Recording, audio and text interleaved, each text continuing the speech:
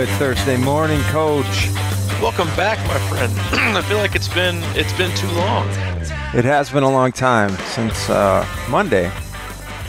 You know, I mean, for the audience, but for you and I, it's been a week. I know. We pre-recorded a little bit of that Monday, actually. Yeah. The amount of work that we do to get ahead and still provide 2 podcasts a week, every week for the last 2.5 years. Sometimes we go above and beyond, and I was in a hotel room at way past my bedtime, and we were churning out back-to-back podcasts that we could deliver last Thursday and then this past Monday as I was going to be on vacation in the wonderful, allegedly happiest place on earth, Disney World. The Magic Kingdom. The Magic Kingdom. That is magical, man. Oh, buddy, I'll tell you this right now. And, you know, my wife is a gigantic Disney fan. Obviously, that's the only reason we go. And Hayden loves it too now. But it's so complicated that if you don't know what you're doing, you're toast. Oh, I can't even fathom. I wouldn't, and this is no lie, I wouldn't make it out of the food court with a Diet Coke for the whole trip if she didn't have everything planned. Like, you have to reserve rides like 2 months in advance. What? Wait, that just dawned on me. So there are, like, you know, there's a million rides, and some of them are more popular than others. And so if you don't want to wait and, like, because, listen, you know me. If at Disney World, I'm like you going out to dinner at a race. What? I'm a little impatient. I don't want to wait, and things need to go quickly. And so some of these rides you go by, they're like 2.5 hour long waits. And I'm all about ROI. I just don't see much of a return on investment for my time standing in line for 2.5 hours. So if you want to ride like these rides, you get to do like what's called like a fast pass. So basically you basically get your own line, you just cut, and you get like 3 a day. But you have to like pick what rides you want like 60 days out, and they release them at like 6 a.m. And so Allie, yeah, it's kind of like signing up for Ironman 10 years ago. You got to be like ready at your computer, register. The anticipation is crazy, and you're done. But Allie, like, totally does all that, obviously, and I just have to ask, like, where are we going next? And we don't wait in like many lines at all. It's actually fantastic, but it's crazy. It's a great time, but again, if you don't know what you're doing, I highly suggest you look into it. And I do have to say, it gave me a very much broader appreciation for hopefully what you and I do as a podcast. Because she listens to Disney podcasts. Oh. From like, people who were like a real frequent Disney visitors and like travel agents, and like you get like really like stuff that you wouldn't really know. Like we do like race previews, like the Muncie race preview or Ohio. That's kind of how I hope that we come across. Like we give like ins and outs and like behind the scenes info to help people feel better prepared when they arrive on race day. Now I remember thinking, man, if this is the kind of insight that we give to people for like race day podcasts or just in general, then we're doing a good thing, because it relieves like an enormous amount of stress.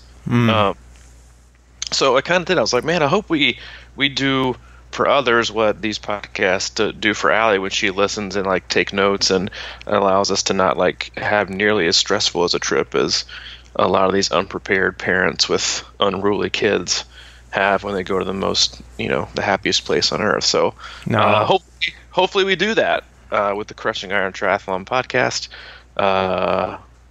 not the Disney Spectacular podcast and review. How does she ever read about Walt Disney himself and about how much of a weirdo that guy was? He was an interesting bird. Okay, I just wondered if she. But hey, listen, I don't go that way. Okay. She lets me have my triathlon thing, which is kind of weird too. If you look at what we wear in our pointy helmets, it's kind of weird. It's kind of weird too. Yeah. So she kind of has her thing, and I kind of have my thing, and it's it's the give and take. And so no, I meant just it's good weird.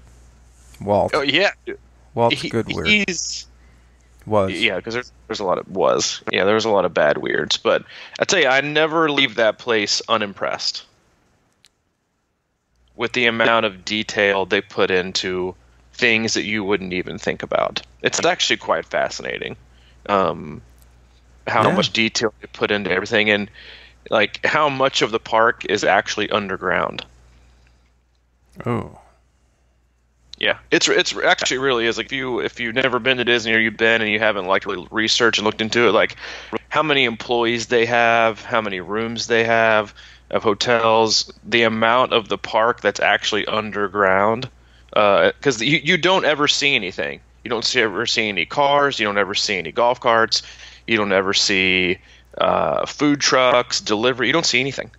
How do they get to the restaurants? It's underground. It's actually it's actually really fascinating how like the kitchens are underground, staffing, tunnels.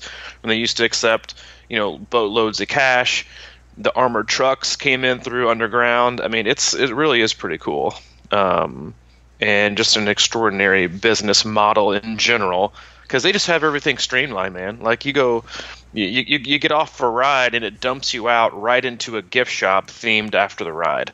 I mean, it's just like it's dollar palooza there. I mean, if you want to spend a lot of money, you're going to spend a lot of money. It's crazy, but yeah, good time. But also glad to be back. Glad to be back in a routine. And hey, thanks for joining us. This is podcast number 236 of the Crushing Iron. 36 Crushing Iron, and we'll do maybe I'll have my wife on to do a Disney triathlon spinoff podcast for all future Disney visitors. And I just want to go and reiterate, and I've done this before, if you're going and you have a coach, you don't have a coach, and you're planning on doing any training, just stop that thought right now. You might run like one day, and then you're just going to be shredded. I mean, it is. Allie and I both averaged well over 20,000 steps a day, carrying bags, pushing strollers, carrying Hayden. I mean, it is as we say, it's a lot of time on the feet. Time on the feet. So you haven't missed a workout guilt? While I was there, no. No? I mean, now? No, I hopped back on the bike yesterday. It hurt. Yeah. But I didn't, after travel and me on your feet for so long, it's tiring to get back from. But I think, as I was kind of talking to somebody yesterday, I think one of the other main reasons that I think people often overlook being consistent in training is that when you have opportunities to go with your family on vacation and do things as a unit, and usually if you do triathlon, your family already makes sacrifices for your training and to go to races, because not all these cities are like spectacular to go to. Like, hey baby, let's go to Muncie, Indiana. Like not much of a trip, but so they make their sacrifice. But if you're consistent in your training, then it will help remove a lot of that guilt from, God, well, I've already missed so much time already, or I've already haven't been consistent. Here I am for 5 more days. I'm not going to do much. Versus, I've worked really hard. I earned this. Let it be a nice little break. So no, I think I ran once, okay. And that was it. And I feel zero guilt. Well, I'm glad you. And I only put on like a half pound, which is a gigantic win. That is a huge win. Well, that's the walking piece, right? It is. I'm telling you, it's the walking piece. And you and I were kind of texting about it in kind of later on, or one afternoon. But I'm telling you, it is, when we say like just get up and move, there are so many benefits from just literally moving. And I was kind of telling you, I've been since I started coaching full time, one of the biggest struggles I've had is kind of getting down to a specific weight that I've always raced at, because in the past, because my job for the most part now is mostly sedentary. Like I sit behind my desk, or I'm sitting in my chair looking at training peaks, writing plans, responding to emails, text messages, phone calls. I can, but outside of camps and one-on-one sessions, like it's mostly sedentary. And all the jobs I've ever had leading up to this, it's so funny because like I always told myself, my dream job is not going to be a desk job. I'm not going to have a desk job. I don't want it. And here I am. dream job, desk job. But I've always moved, walked around, been busy all the time. So I would do my training, but I would also be on my feet walking around doing things 5, 6, 7, 8 hours a day. And it was really, really easy for me to get to a specific weight. And now it is infinitely harder. And it is. It's so much. It's kind of twofold. Kind of reminded me, and was also kind of enlightening as I was looking at it as an athlete in terms of just moving and getting up and doing things to help lose weight, but also from a coaching standpoint, I recognize this, but also doing it personally, not being kind of in the midst of it right now, is so many athletes that I have are on their feet all day long, and then you ask them to do specific training sessions, and it's standing up on your feet all day long. I think it's very underrated what it does to your body if you're not used to it, or if you're doing it for long periods of time and you want to combine that with training. It's a lot of moving parts, but yeah, there's a lot to be said for just getting up and just moving. Yeah, just doing anything. I think too, I was even thinking a little bit, because that's one of the things about the C26 club that I'm kind of overseeing, and I didn't have time to do this, so I only ran a couple miles or whatever the case is, and I'm like, that's just great, because it's funny because as we get deeper into triathlon and we train hard, and as the summer rolls on, it's you almost feel like the value of a 2-mile run is severely underestimated, in my opinion. I totally agree with you. Think about how hard that might have used to be for a lot of us, and even to this day. When I'm out, I'm like, oh, okay, I got 25-minute run or whatever, and I get out there and I'm like, this is kind of legit. It's like running a few miles is no joke. And I think sometimes we have a tendency to, and this sort of reflects back to the body weight or the body image and the weight loss and stuff like that. When we're constantly pushing ourselves over limits, we're having to refuel, and we kind of wear ourselves down, and our body is like craving, I don't know. I just think sometimes the way to lose weight is to maybe go a little bit shorter sometimes, and that's with the walk thing. I think it's just if you're continually wore down, you're always going to be like reaching for some kind of fuel. That's a fine balance there. With fueling all the workout we do, and trying to lose weight. And plus, I think just generally being outside helps, when it gets warmer and stuff like that too, because we were talking about body image, man. I feel like I've been working out pretty good, and I'm having a hard time with my, getting my little gut off. Oh, dude, me too. I'm still feeling fluffy. Yeah, it's just like, I'm like, come on, really? Yeah, I hear you, man. I feel like I have like a cotton candy body right now. I feel like there's a nice stick. I feel like there's a nice lean stick somewhere in the middle, and on the outside is just this like pasty white pinkish fluff that I got kind of going on right now. And but I'm working hard on getting rid of that dad bod cotton candy feel. But it's all good. It's January. I'm trying not to be too hard on myself and tackle one thing at a time.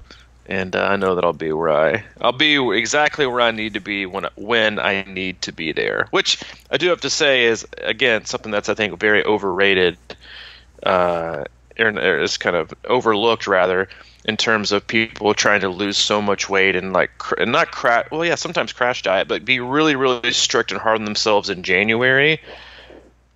That mentality can really, really be exhausting. And when you've done something so meticulously, and it can be tedious, it can kind of wear on you, and where you're always constantly measuring yourself daily, sometimes for a lot of athletes right now, step on the scale daily, that takes its toll. And a lot of times people try to get there way too quick at the wrong time of year, and then when the right time of year comes, they're like, screw it. I've already done too much, I've already done this, and I'm fed up. I don't want to pay attention anymore. So I think, again, if you're out there and you're still hanging on your whatever it is diet, that you're doing, or fast or cleanse or detox or whatever, be careful and remember that it doesn't have to be a pound and a pound and a pound. It can be just, a little bit ounces and here and there, and just getting leaner and meaner as it goes, because you don't want to really be, you want to be where you be on race day. And, it's mentally exhausting, I think, for athletes to be obsessed with diet and nutrition at this time of year, because you're constantly judging and measuring yourself daily. And that can be that self-criticism can be really, really daunting, and can really do a lot of long-term damage, I think. Yeah, I have to constantly remind myself that the race isn't today. Mm-hmm. And yeah, we're not hopping in our tri outfits tomorrow. Thank God. Yeah, no kidding. No kidding, man. Well, I got to tell you, man, I'm feeling a little bit like a Marine today, though. Up and at 'em. I did. I tell you what. Listen, I am used to getting text messages before 7 a.m. I am not used to getting text messages before 7:30 from you. No. And this morning I got one. Yeah. What do they say? I got more done before 9 than most people do all day. Yeah, it is for some people. I got to tell you. Speaking of, it is good. Did you do anything with that time? Oh yeah. I've been through Training Peaks and did a bunch of pull-ups, and I did some other stuff too. I know. I was tagging some of our YouTube videos. I was just doing little things. I like it. Yeah. Speaking of liking it, I think it's time. You think it is? We have not revisited how to not suck at swimming in maybe over a year. Yeah, it's been too long. We are way past due. And so, it's usually one of the more, I think when we look back at the archives, the How to Not Suck at Swimming series, all of them, I think we have 3 so far. There's 4. 4. Wow. Okay, so this is number 5. Are some of our most listened to and downloaded podcasts. So the demand is there. There's definitely, I still think, a lack of information out there that's clear. And so, hey, why not? How about a How to Not Suck at Swimming Part 5, 2019 edition? And I have, as usual, plenty to say. Yeah. It's a good time. How to not suck at swimming. It's a good time. Yeah. A lot of people are asking me about it. They're worried about their swims, and I say, don't worry, but let's just get to work. Don't worry, but do if you're not doing the right things. Yeah. So I've already got obviously a couple things I want to do, but or want to talk about. The first one this is just like, it still drives me crazy. I would like to start this off by reading a passage. Oh. From one of the most recent U.S. Masters swim practices I had an athlete attend. Okay, should I kick the feet back? Here was the workout for the day. Sit back, relax, and enjoy the absolute total waste of effing time. Enjoy the waste of time, people. 200-meter warm-up, all right. Kicking set as 25 easy, 25 fast, 50 easy, 50 fast, 75 easy, 75 fast, 100 easy, 100 fast. So we're kicking. That probably took well over 10 minutes. Total waste of time. Then is that with the paddle board? I mean, no, just a regular kickboard. A kickboard, that's what I meant. 6 times through, 25 sculling one way, 100 normal swim, 25 sculling the other way, 6 times. Great speed work on that one. Then 8 times alternating, 25-meter partner pullbacks. Where the front person pulls and swims, and the partner holds their ankles and kicks. At the half point, the person in the back pulls back on the ankles of the person, and they let go, and then they sprint to the end of the wall for 12.5 meters. Okay. Then 100 meters as 25. Then they did 100 building by 25 meters, And then they cool down to 50-meter shark fin drills, where you have the kickboard in between your legs as a pull buoy, and at the end of the stroke, you tap the board before arm goes back forward. Cool down, 100-meter easy free. What just happened there? And you wonder why people suck and are slow at swimming. I can't imagine a more gigantic waste of time than this gentleman spending 34 minutes and 10 seconds doing absolutely nothing that made him faster. What I give to you is busy work. Busy work, busy work. Like, this is the most ridiculous, and I will say, I've said this on every single How to Not Suck at Swimming podcast. There are some quote-unquote good master's programs, but I'd like to also re-emphasize masters. The word masters, as it's used in U.S. Master Swim, is for age. It's not for skill level. It's not like you think masters as in golf. Okay? This is masters because you're just too old to be on a competitive swim team and be young. People hear the word masters and like, huh, yeah, I swim masters. Congratulations, you're old just like the rest of us. You don't get any extra brownie points. And they spend so many hours a week going to masters, chit-chatting, doing this total waste of time. And especially this time of year when, for most people, getting to the pool is really, really difficult. Like, right now I've got athletes who are struggling just to get to the pool, who want to get to the pool because, you know, throughout the holidays you go through really weird pool hours. You're fighting lane time with, you know, the local, you know, Silver Sneakers, you know, Noodle Squad. You're battling time with the high school teams. You're battling time with, you know, the 95-year-old people who want to use like 7 kickboards and take up a whole lane. It's hard to find time. Then you got to drive to the pool. Then you got to get dressed. So this person spent 34 minutes in the water doing nothing to get better.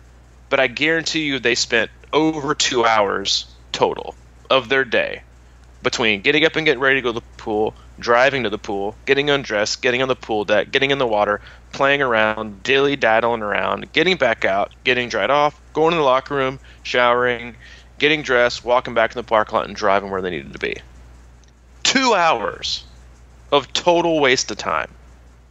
And I get some people want to go to the pool because they want to see your buds. Yeah. Have you ever looked around and noticed that all your buds are slow too? I don't and there have might any be buds. some. It's true. So many people waste their time, and I get it. It's fun to go hang out with a group, and I think it's needed. But it's also okay to go get the group feel, but do your own thing and still swim fast. There are very few that I know good masters coaches out there who really, really, really work their athletes hard and who give them an opportunity to get better, not giving them like 13 things to try and focus on. Because when you left that day, listen, if you get out of the pool and you can't tell yourself, I know what I did right today, or I know what I did wrong today, or I know what I was working on, then you totally wasted your time. It doesn't have to be it doesn't have to be technical.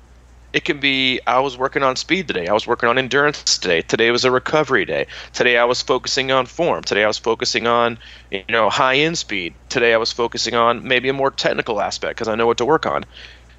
If you don't, that's like one of the biggest issues is you don't like it because you don't know and you're still slow. There's a total lack of, and again, it's prevalent throughout the entire, just go ahead and just sit back in your chair, grab a cup of coffee, put your feet on the desk.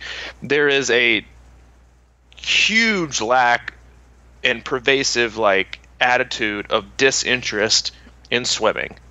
And even the athletes that can be and are interested for a certain period of time, they fall off because of the two sports, or of the three sports that are in triathlon, swimming is the bear with me, is the most technical, but has the least amount of technology devices attached to it. They don't have power. They don't have a lot, you know, GPS and run dynamics and this and this. It's just funny because the greatest swimmers on the planet still don't even wear a watch. They just use the clock. But as triathletes, if we can't attach our thing to some metrics that we're attached to and just, obsessed with, then we're not as likely going to do it as much, because we just want to analyze the data. We want to analyze our pedal strokes and our efficiency and our power and our run dynamics and our run stride and our power and our HRV, and then how's our training stress score, and how is our form and fatigue. The pool, you get in, you work hard, you get out if you want to. But again, where athletes make these gigantic mistakes is they don't want to go to the pool because they don't know what to do. They don't know how to get better, and they're not getting any better. So I totally get why it's frustrating. But it's not as hard, and it's not as complicated as everybody seems to make it. The swim stroke is simple. Workouts should also, in turn, be simple. And you shouldn't need a key every time you go to decipher. They're going to be longer sets, but a lot of times, sometimes you just be better off going to the pool and doing 2100s or 4050s hard 3 days a week for 6 months, and I guarantee you'll see better results than going to masters 4 times a week. It's not as difficult and complicated, but as triathletes especially, we like to make things as complicated as possible. And that's why people get so frustrated with it, because they just don't know. And I think a lot of athletes are if you don't have a good relationship with your master's coach, you're not going to get done with the 50 of doing this shark fin jaws maneuver and be like, coach, what the hell is the point of that? Why am I even doing this? Mm-hmm. And if you're doing it for 250s, it's not like you're implementing a change in technique and form that's going to last. And so there's this belief that it's super technical, and then there's also this lack of understanding that breeds this inability or discomfort to ask questions about, why am I even doing this? Mm-hmm. And because they're afraid to ask, because they don't know, because they see the person on their swim deck, or they have their coach or their friend next to them. They're like, oh, well, they're doing it, I guess I should. Who am I to question why I'm doing this? And it's just not that complicated. Well, yeah. I think one of the deals is, when you talk about this, you're talking about swimming and triathlon, and you've mentioned this many times before about how the difference between swimming long distance for most of us, fairly long, mm-hmm. is so much different than what Olympic athletes in the 50 or the 100 work on, and those microseconds that they're trying to gain and things like that. And I think in a way, I mean, that's what you always try to emphasize is don't make it too complicated, right? So the confusion comes in all these silly little things that none of us really need to worry about.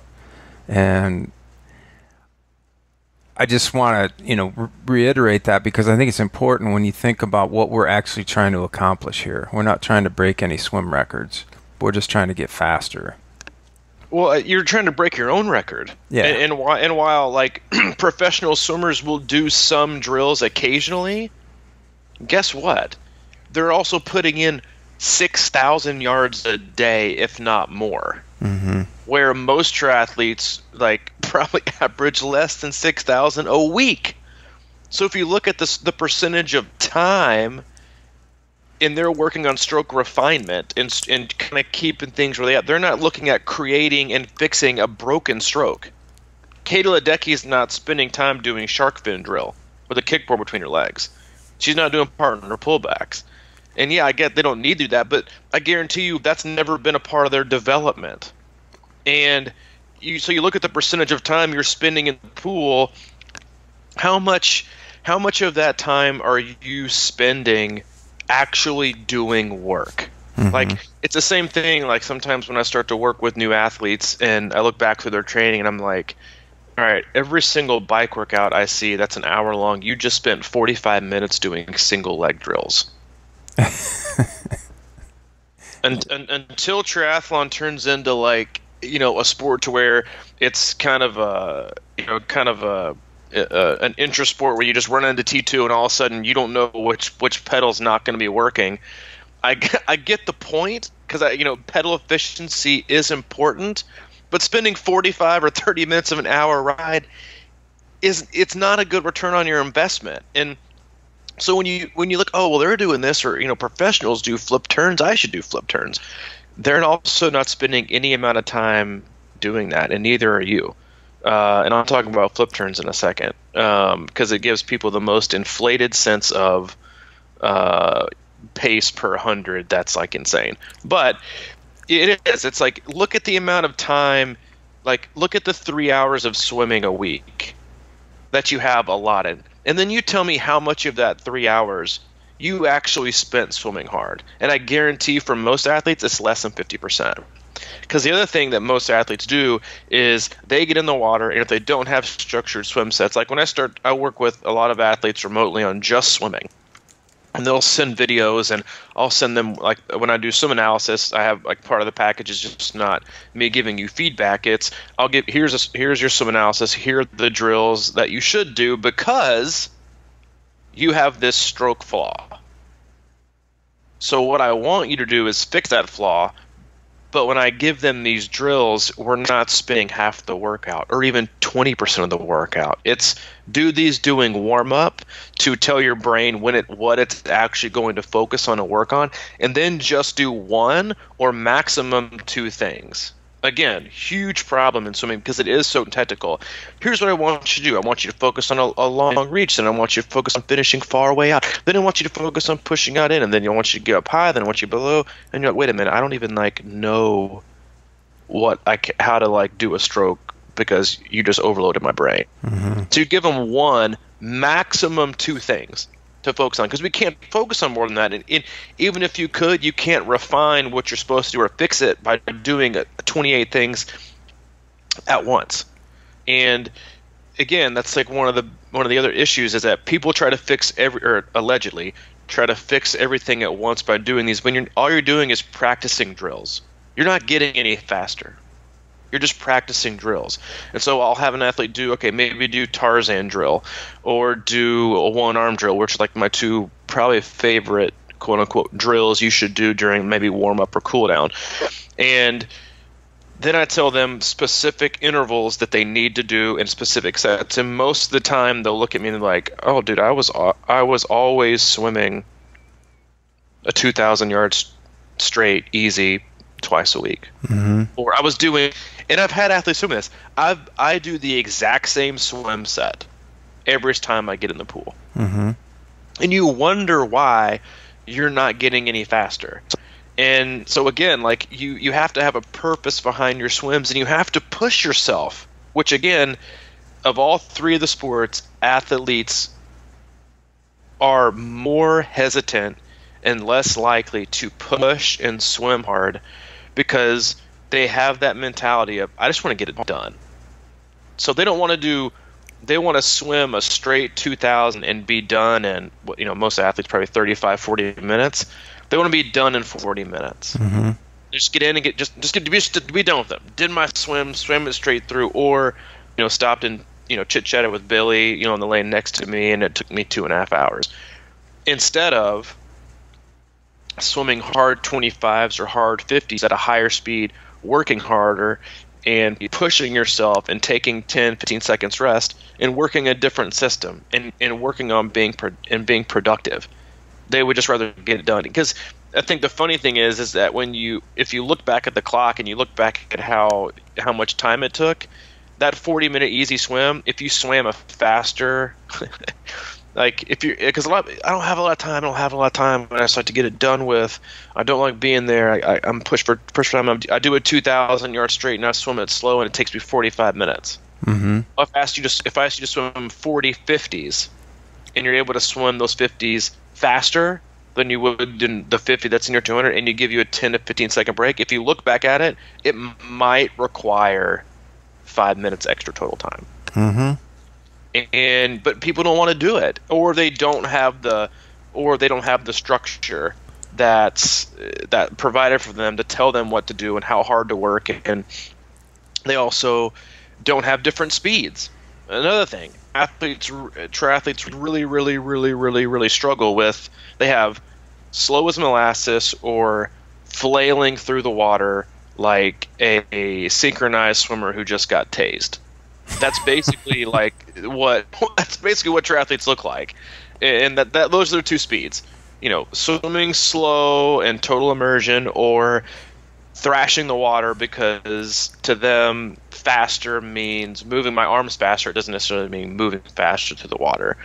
And you have to work different speeds, and you have to learn that. And one of the biggest issues athletes have, and the reason they don't have different speeds in the water, is because it's hard for them to have different speeds. Why it's hard for athletes to have different speeds in the water is because their stroke is so deficient that they only have one speed. If you have a really efficient stroke and you have good mechanics and you have good body positioning, you can change your stroke rate, you can change the length of your stroke, you can change the kick in your stroke. All these things you can change to make yourself go faster or slower and still maintain body position. But again, it's very, very hard to do if you don't have, like I said in the very beginning, if you don't know what you're doing and you don't know how to fix it. Mm-hmm. And again, it's the most technical of all three by far. It's not even close how technical swimming is, but how the smallest little changes in your stroke, or especially in your body positioning, can fix your swim stroke and make you not just a better swimmer. There's I posted a podcast in the link in our Crushing Iron Facebook page a couple of days ago from Joe Filial, who was arguably like the best triathlon coach on the planet. And he said something that really stuck with me, and it goes with swimming to me. He's like, I'm not interested. I'm interested in resistance to fatigue. Everything we do basically is to resist fatigue. And so like, while athletes are obsessed with doing the distance in swimming as a direct translation to confidence in I can do the distance, it's not. It's what it's telling you is, yes, you can do the distance and you can probably do it on race day, but what it's not telling you and not preparing you for is to not be totally fatigued when you're done. And there are so many athletes that neglect the demands of the swim because they see the swim as it is and as a singular sport, and they just fail to recognize the effects that it has on the rest of their day, and they continue to wonder why they don't have the bike power, they don't have the run legs, and it's because they fail to do the volume of swimming required to not feel fatigued already when you get out of the water. Mm. They just feel like doing that. Like it boggles my mind that athletes don't recognize this, because they comment about it. It's kind of like it goes over their own head. Man, I was exhausted. Like, I can be more tired after a swim than after biking and running. I can be more hungry after swimming than I can be biking or running. Right. Yet it's the first part of the day, and if it's wearing you out in practice, what do you expect it going to do? You think all of a sudden you're going to have like a magic pill and a magic swim that's going to make you feel not as tired and not hungry and not demanding? You got to prepare your body to, again, like Joe Phillips in his podcast, to prepare your body to resist fatigue.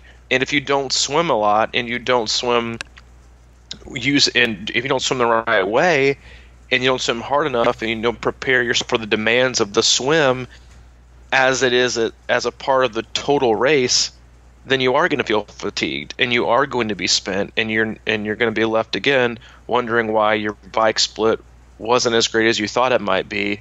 And the answer might not be your bike. The answer is usually because you just neglected the swim. So let me ask you a hypothetical about this person that is typically swimming 2,000, pretty much the same workout every time. And if you want to, because what I'm hearing you say is that swimming hard is the key to getting faster and obviously, building up your endurance and to overcome fatigue and stuff like that, and just training yourself that way. So, but as we know, if you're used to swimming 2,000 easy all the time and have been for months, trying to throw in hard workouts, like, do you have a suggestion for how to kind of bridge that gap? Like for people to just, hey, start doing this a little bit, or, get into that mindset, or do you want them to go all in with the... Well, swimming is the one of the three sports, even cycling, where you can bump up volume and you're not going to break a bone. Like running, obviously, if you ramp up mileage, you might break something. Cycling, you might just go farther than you thought, and it might just be like hell to get back. Swimming, you're the best place on the planet to push yourself. If you get tired, stand up. If you go too far, get on the pool deck. It's not like we're dumping people off a helicopter in the middle of the Pacific and be like, hey, today we're going to do 8,000 when you've only been doing 2. Good luck with that. Let me know when you get done. You can manage that, but to be totally honest, and I know people don't want to hear this, but your stroke is probably so poor that swimming harder isn't going to do anything because you're probably not even using that many muscles. And I see almost on every swim analysis. So when I do a swim analysis and I get a front view and I get especially a side view, you can see, like clear as day, the amount of wasted time and energy an athlete is doing. And so when you're swimming, the object is, and I say this at almost every beginning of a swim analysis, is the way that you think about swimming. Most athletes think about swimming as a way to move through the water. You do it quietly, you do it carefully. You want to do it with like as little disruption as possible, like you're swimming in a freaking library. That's how people think about and approach swimming. How you need to think about swimming is you need to think about using that water as a means of getting to where you want to go. The more water you can push and pull and grab and shove backwards, the faster and further and farther you're going to propel yourself forwards. So the equal reaction of pushing the water backward, the opposite reaction of that is you getting shoved forward. So, but what happens is when you see athletes and they have the side view of their stroke, basically I break it down when I do these swim analysis into 3 parts. The front part of your stroke, the middle part of your stroke, and the finish of your stroke, the third. It's like three phases. And most athletes totally skip the first phase because they don't get they don't have an early vertical forearm. So they enter the water. They spend the first third of their stroke simply just pushing water down. No forward motion, just pushing water down. And while they're pushing water down, what they also don't realize is, I'm really not kicking efficiently, and my other arm is out of the water. So I'm sitting dead. I'm sitting dead in the water. I'm just pushing water down. Okay, that's not the object, because that's just pushing you up, which is good, higher in the water. Then they might get a little bit of their forearm backwards, where your forearm is facing like the wall behind you. Your forearm is your paddle, and so they're using now the forearm to push water backwards. Now you're pushing yourself a little bit forwards. Again, still, that's the only arm doing work. Your other arm is just now beginning to enter the water. And again, if you have that kind of stroke, it's not entering the water and doing any work. So now you have the opportunity to push water backwards. But what happens is, as soon as their forearm gets in like even a solid place to do some work to make them go forward, they might do it for a split second, but then their next move is to pull their arm up out of the water because they've been taught this ridiculously stupid high elbow fingertip drag catch-up drill. So they've just forgotten the last third of their stroke. So you go in the water with an opportunity to hit all three phases, and most athletes barely hit a split second of the second phase. And so they waste all this time, and they wonder why they're not getting any faster, and they wonder why they can't change speeds, and they wonder why they really, really struggle in open water. And it's because in the pool, you can work kind of extra hard and get away with it and might see a second or two drop. But then again, if this athlete can do a flip turn, they're pushing off the wall really, really hard and getting 3 to 4 yards. They're doing 20s, they're not doing 25s. And then they wonder why an inefficient, weak stroke with no walls to push off of leads to slower times in open water. And so there's so many mechanic flaws that you have to address, because again, swimming is the weakest part for most people when it comes to racing. They come from a cycling background or a running background or no background, and swimming is really, really hard to pick up as you get older. It's kind of like learning the language. If you learned it when you were young, you can probably do it real quick, but if you're taking it on later in life, it can be more difficult because some people expect too much of trying to explain so much technique, when really swimming is just about swimming square and pushing water back. But it's you can do those things and you can still swim fast. But one of the main things I love to emphasize with athletes when they're changing speeds is, instead of telling yourself to swim faster, because a lot of times you can do this with yourself. If you head to the pool and you're like, all right, I'm gonna swim a 50 strong, 90% effort, but just really, really strong, solid strokes, grabbing water, pushing it back. You may get done and you may swim, with let's say you swim like a 40-second 50, and your RPE is like 7. If I tell you to swim really fast, more oftentimes than not, an athlete will swim at a 10 on perceived exertion, and they're either going to come back with the exact same time, or they may even come back slower. Because what they've done is they've cut their stroke short and focused on just moving fast instead of being fast. Again, huge difference in moving your arms fast and actually being fast. Because, and I do this at every single swim camp, and every single triathlon camp and swim camp that we do, is I do this with an athlete, and I'll just pick one, and I'll be like, all right, you swim regular, and I'll swim with one arm.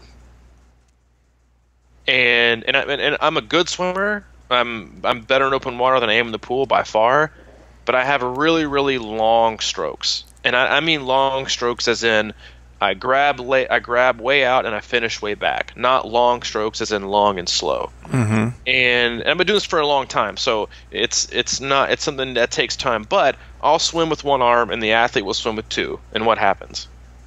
Yeah, it's even. It's even. If not, I'm a little bit ahead. But the purpose is, the point isn't that I'm faster than them. The point is that I'm actually getting one stroke for their two, because I'm getting the same amount of water pushed back in propulsion with one stroke than a lot of athletes came with two, and some athletes for 3 and 4 strokes, because and that's the biggest thing, is like swimming is all about return on investment. So you can raise your stroke rate and still be fast, but if you raise your stroke too high, then you're cheating either the front end or the back end of your stroke. So there is a happy medium, but most athletes don't have the opportunity to choose, because they get the same stroke every single time. In order to change speeds, you have to be able to capitalize on the first phase, the middle phase, and the third phase. But the reason most athletes don't have multiple speeds or even 3 speeds is because they're stuck in one speed. They only have one option, because they only have one place within the stroke under the water where they can actually do work, not 3 quadrants of work. So when you minimize your ability and the capabilities you have by technical flaws, that's your weakness. It's not because you don't have the engine. It's just because you're not. Imagine trying to race somebody where you had to only pedal with one leg, and they could pedal with both, or you were only able to use the first from 12 o'clock to 3 o'clock on your pedal stroke. Imagine that. And then imagine trying to race somebody who can use the full pedal stroke. Mm-hmm. That is the difference in swimming. People who can use their whole stroke, people who can only use a small fraction of a second of a stroke. And that's where the biggest differences lie. I'm glad you said, about there is that misconception, I think, about the fast and difference between fast and strong, because I think that's what a lot of people struggle with when they begin swimming, is that they're going too fast and they're just out of control, instead of using, like you say, making efficient moves under the water and getting a hold of a lot of water and pushing it back and pulling it back. And to me, when I don't do a ton of those hard sprints, but like if I do, like 2,500, I'll do 500s with a little bit of break in between. But I try to think of them as going out. Usually I go out smooth and easy, and then I try to get stronger, like almost negative split my 500s. That's kind of how I like to do my workouts too. And I feel like that really helps me understand. And again, I'm not, like you said, I'm not speeding my stroke up as much as I am just kind of longer and stronger as the set goes on. And I really get a lot of benefit from that. And then, before you know it, you're doing 3,500 and kind of doing the same things. That's sort of I guess, I just always think about bridging things like that, because sometimes for people to go in and do 2,100s on 15-second rest is just going to like take away any love for swimming they might have at this point. It's funny you say that, because in every other sport, athletes struggle to not be in the gray zone. Yeah. But when it comes to swimming, whoa, I am swimming way too far, and you're asking me to go way too fast. This is not good. Just get your ass up and go to work. Mm-hmm. Like, you have the same mentality. You have the mentality of I can bike longer. I can. You know how many times I have athletes swim longer? Nah, 0. Never. Biking, I'm gonna go an extra 15. Running, you know what? I'm gonna add an extra 20. I'm gonna make it a half marathon today. Pool, 2,000. 22,000 on the nose, no exceptions. 3,000, 3,000 on the nose, no. It's not like, I was feeling pretty good today. Added an extra 500. It never happens, and it's very, very far between. But most of the time, to be fair, I work athletes a lot harder in the pool than I do across the other two, because you can. Again, it's like people's thinking and mentality about like how they see the three sports is so way off. It's not even funny. Like, they want to run hard all the time in running, when that's not really how things work, and it can definitely set you up for injury. But we do it anyway. Cycling, we want to go farther and farther and farther all the time, which can be good. Swimming, almost no risk. 1,500 is probably good. 1,500 is probably good today. That's because they can see the automatic return. They're getting fast. It's so much faster, or it's so much easier to kind of on the bike and the run. Yeah. Yeah, because they do it 5 or 6 times a week. They don't go to the pool and talk to Janet and then lay next to him for 6.5 hours about what race she's doing this year, and then call it a day and hit the stop button, and it says, I was in the water for 110 today. Yeah, You were pruning up for 50 minutes, and you only did 20 minutes of work. Yeah, but if you see a 2-second 100 increase in a week or whatever, 5 seconds, it just doesn't feel like people can't digest that as improvement. It's just the numbers are so much more nominal, because you're moving through water. versus Yeah. air, so Well, you're going I to have think more resistance, and it takes time. it is. Yeah, but I think people also understand, like, and it's good that you brought that up because people have an obsession with information, but that also doesn't mean you're informed. Everyone loves to have information and dynamics and data and this and that on all things cycling and running. That also doesn't make you informed. It just means you have a lot of information. It's also about what you do with it. So when it comes to swimming, the fact that you're able to swim faster or swim longer at a slightly faster pace means you're improving. And if you can do it without being torched at the end, stop neglecting the discipline that sets yourself up for success. It won't win you a race, but it could definitely lose you one. It can definitely lose you one. I've seen so many out there that my day was over in the swim. You can't win it in the swim, and I can tell you that from experience. But you can 100% definitely lose it in the swim. I just came out of the swim way too tired. Mm-hmm. My heart rate was so high I couldn't get it down. I ended up swimming a 135, and I thought I'd be more around 110. You can lose it, but people still treat it like it's the third most important. They're all important. It's like triathlon is a sport of all three. It's not three singular sports where you get graded individually. It's not like it's not how most of your office mates see triathlon. They probably think you swim and then you stop and take a day off and you bike and do, that's how they see it. It's not like that. It's continuous. It's all connected. And so to totally purposefully ignore and be lazy on what sets yourself up. Like, you rarely ever see an athlete be like walking up to the start of some start. Man, I totally did everything I need to do to swim well today. It's, oh man, I did a couple centuries, man. I'm ready to roll. I don't know about the swim. I just got to get out of the water. Mm-hmm. Or, yeah, man, I ran like 24 miles. I'm ready. I'm good. But and then you see people struggle on the cascade effect that is fatigue and that is energy expenditure and that is the need for calories and what you're doing and how out of breath you can get and the aerobic needs and the anaerobic needs and how high your heart rate already is before you swim. If you don't ever tax those systems, you don't ever ask more demanding sessions of those systems, they're not going to improve. And you're just going to continue to be that same swimmer. And if you want to be an overall better triathlete, then you're going to have to understand why it's so important, why the swim is so important. It's not sexy.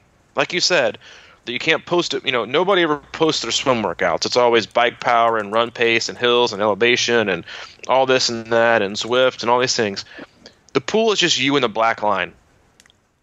It is one of the greatest individual sports we have on this planet. And it just kind of is what it is. And I think that a lot of athletes either love it and gravitate towards that because of it, or they shy away from it because, like you said, we live in a world of instant gratification, and I want to see something, what they would say is tangible, which isn't. They just like information consumption. They don't necessarily like to be informed and then see how it's progressing. And swimming is the one where it is that simple. You only need a stopwatch, and triathletes are the king. And like now we have, half the time I go to the pool, I see an athlete with like fins on, a snorkel, 2 swim caps, like a swim mask on, and like Beats by Dre aquaphones. I'm like, what is going on here? Like, if you're swimming fast enough, honestly, you shouldn't have on any earphones because they won't stay in, unless they're like glued to your ears through like 9 neoprene swim caps that are extra small. But it's just that it's a pure sport. It's the simplest of the three. Because even running now, people make it so complicated. Like, You put on the least amount of clothes, you put on goggles, and swim caps optional, get in the water and swim. But now we gotta have, floaty pants, we gotta have long fins, we gotta have short fins, we gotta have special pool buoy, we gotta have 2 different kinds of paddles that are curved and shaped like the Star Trek logo. we gotta have all other kind of fun things we gotta have in our big mesh bag, and really we're just gonna waste our time with it. Go to the pool, stop talking to people, and get to work. Do the work. I promise you. Well, and I say that in I'm being serious, but also, you know what makes people want to work harder? Giving them some direction and some purpose. I have yet to do a swim analysis and not had somebody say, I'm totally amped to get to the pool right now. Mm-hmm. Because they have some direction. They have some guidance. They have something to think about. Because again, swimming is one of those things where I've talked about this before, is swimming can also be like reading a book and getting like going off in a la la land. Like you can read a book and you get like 9 pages and you're like, wait a minute, I have no idea what I just read. I got to go back. And so swimming is that thing where if you don't know what you're doing, or you have 19 different things you need to focus on, then you begin to perfect nothing. Because you either have nothing or you have too much to actually improve on. And so when you have something that's given purpose and direction and instruction, and you know what you look like, and because again, swimming is just like, it's the weirdest thing. And you've seen it because we do this all the time in our swim camps. And like I'll say, because we do, like when we have swim camps and in triathlon camp, when we do swimming, I'm very, very, very interactive. It's very interactive. It's very, you have to be in participation mode and be able to give feedback and receive feedback. Because I'll say this vocally to the people who are watching when an athlete swims. I was like, all right, do this. And then they pop out the arm like, hey, Mike, did you think you were swimming really, really wide? Oh, yeah, man, I was swimming way wide. Like, I got it. And then everybody's like, no, you weren't. No. Like you were still like crossing over, because swimming is just, it's so weird. The feeling of your body in space, like in water, it's difficult to wrap your mind around and know where you are. And with a sport that's so technical on where your hand is placed and what motion it does and where it goes next, that stuff is important. And you can't just have a feel for the water by going once every 3 weeks. Or if you can only go once a week or only go once a week, just doing an easy session. Like you have to make something that's workable, and you have to find a solution. You have to have an answer to that solution, or to that problem rather. And it's one of those things. It takes practice. It takes a watchful eye, and it takes you knowing what needs to be done. Because while swimming might not be your favorite, for most people, getting better is something that they consider a favorite. And that's why you said cycling and running are more what people do, because they can see immediate feedback the entire time. And if you want to correlate that and transfer that to how to get better in the pool, you got to give athletes, they have to know what they're doing or what they're focusing on. And it doesn't have to be every single swim if they know what to do. So if you know what your stroke is supposed to do, you know how to finish, you know what to do, then that's good. But if you don't, then I get it. I can't say that I don't get it or I don't understand why it's frustrating or why you don't want to swim because you don't see any improvement. It's frustrating, but it doesn't have to be. It can be enjoyable. It can be something with direction. It can be fun. I'm telling you, I promise you, swimming can be fun, it can be rewarding, and you can see gains. I believe you, man.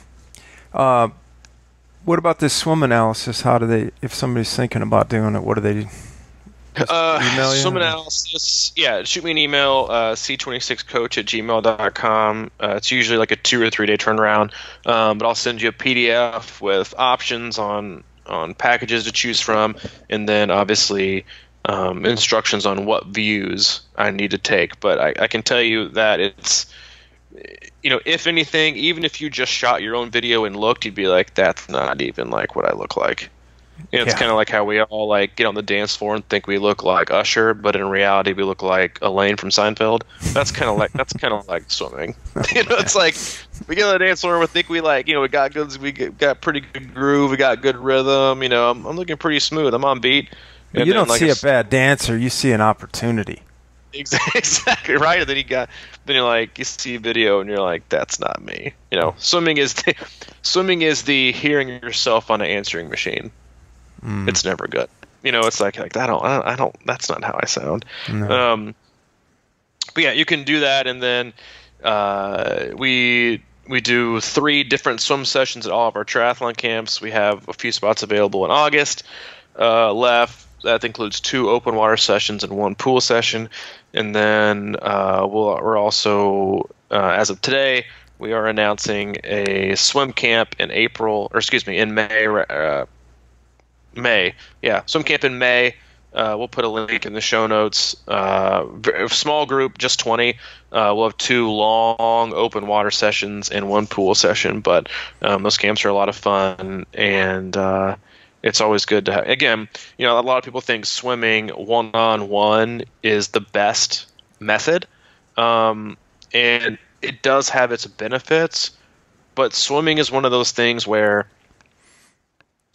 being able to watch someone do a stroke and listening to feedback that's given and having me talk or somebody else talk, that's when most people have their aha moment.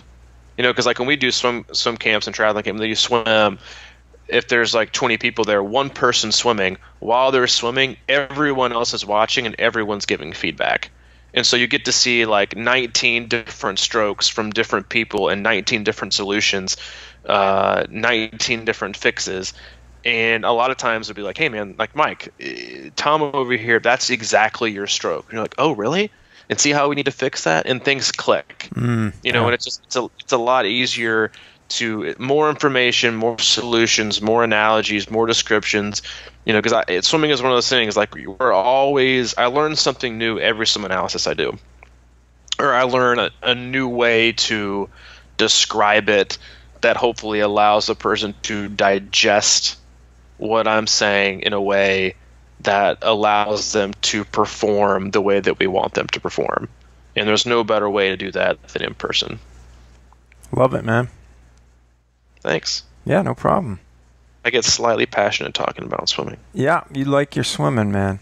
Love swimming, and I do. I love it. It's what I'm probably one of the most passionate about. But the main reason I'm so passionate about it is because I see so much potential from so many people that it's such a great sport, and it has so many applications for being better in triathlon all around, and can make for such a better day and so much more enjoyed training, and taking you fun places that it's I am very passionate about it. I enjoy it, and I love talking about it. But it's a great sport. It's a very important. It's just as important as cycling and running, even though it's shorter distance. I highly doubt that if the swim turned into a 10K, people would either quit or people would still underestimate it.